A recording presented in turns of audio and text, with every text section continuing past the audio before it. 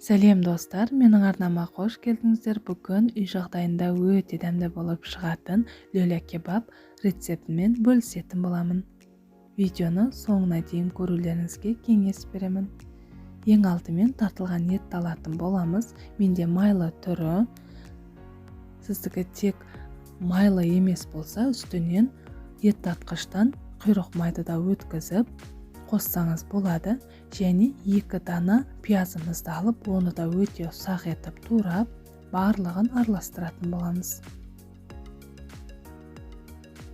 Оның үстінен 3 ас қасық панировочный сухари және дәміне қарай тұзын, паприка, зіра және шашликке арналған приправаны қосып, барлығын жақсылап араластырамыз. Қолдың көмегімен барлығы толық араластырып, 3-4 рет ұрғылау арқылы ішіндегі ауасын барлығын шығарып алатын боламыз. Дәл осылай.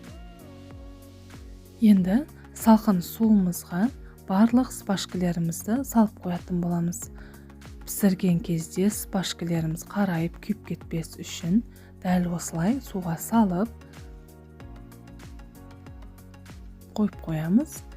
Енді 80 грамдай қолымызды салқын суға салып, 80 грамнан осылай фаршымызды алып, формаға келтіріп, барлығын осылай ұрғылау арқылы дайындайтын боламыз. Спашкілерімізді салып, енді формасын келтіретін боламыз. Барлығын дәл осылай пергаментный бумаганың үстінен орналастырып, қызып тұрған духовкамызға 200 градусқа 25-30 минутқа пісіріп алатын боламыз. Өте дәмді, өте ерекше, өте жылдам дайын болады.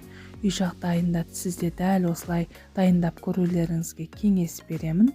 Ұнаса лайк басып, өз пікірлеріңізді қалдыруды ұмытпаңыздар. Дайындап көріңіздер, ас болсын.